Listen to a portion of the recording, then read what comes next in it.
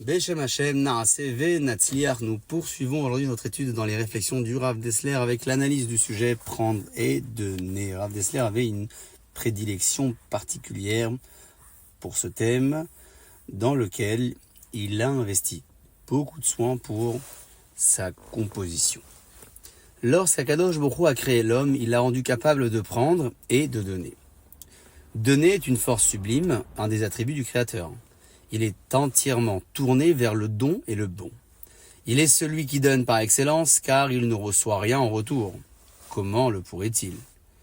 Il n'y a en lui aucun manque. Ainsi qu'il est écrit, si tu es juste, que lui donnes-tu? Quand nous le servons, à Kadosh Baruch Hu, ce n'est pas qu'il en ait besoin. C'est pour nous, au contraire, que cela est nécessaire, car cela nous permet de lui exprimer notre gratitude. Il a fait l'homme capable lui aussi du don de soi, comme le dit le verset, Hachem a créé l'homme à son image. Mais l'homme est également capable de prendre. Prendre, c'est la force par laquelle on cherche à attirer à soi tout ce qui est à sa portée. C'est ce qu'on appelle égoïsme ou égocentrisme. Et c'est d'ailleurs la source de tous les mots MAUX, nous dit le Rav Dessler. Il y a des gens qui prennent sans rien donner en échange. On les appelle bandits s'ils emploient la violence, voleurs s'ils prennent subrepticement, escrocs s'ils utilisent la ruse en persuadant les autres de leur donner de plein gré. On peut le voir au niveau collectif ou même au niveau individuel. Au niveau collectif, par exemple, cela donne les auteurs de guerre et de génocide. Nul être humain ne peut être leur juge et Dieu seul prononcera leur sentence. Au niveau individuel à présent, la société a établi un système judiciaire et des normes pour se protéger. Elle a formé l'opinion publique, a considéré ce genre de conduite comme blâmable. Quant à la racine du mal, le fait de prendre, elle reste intacte.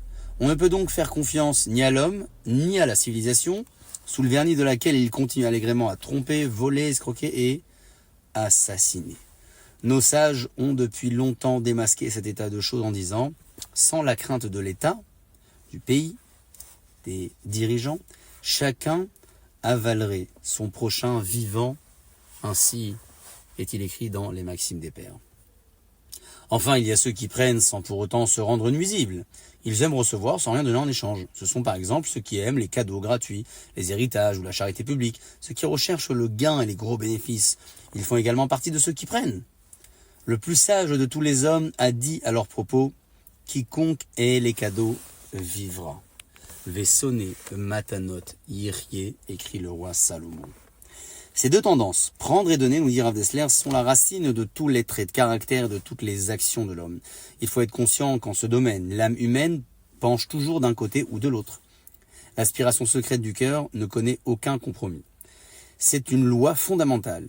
Il n'y a pas de juste milieu en ce qui concerne l'intérêt humain. Dans tout acte, toute parole, toute pensée, soit l'homme se dévoue et donne, soit il s'empare et prend. À l'exception peut-être de ce qui lui est si intime que cela n'a aucun point de contact avec une quelconque entité extérieure.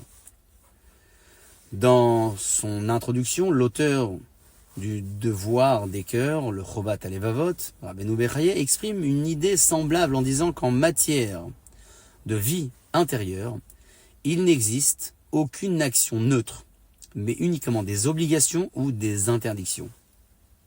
Nous commençons déjà à comprendre un peu mieux le verset cité ci-dessus, « Quiconque ait les cadeaux vivra ».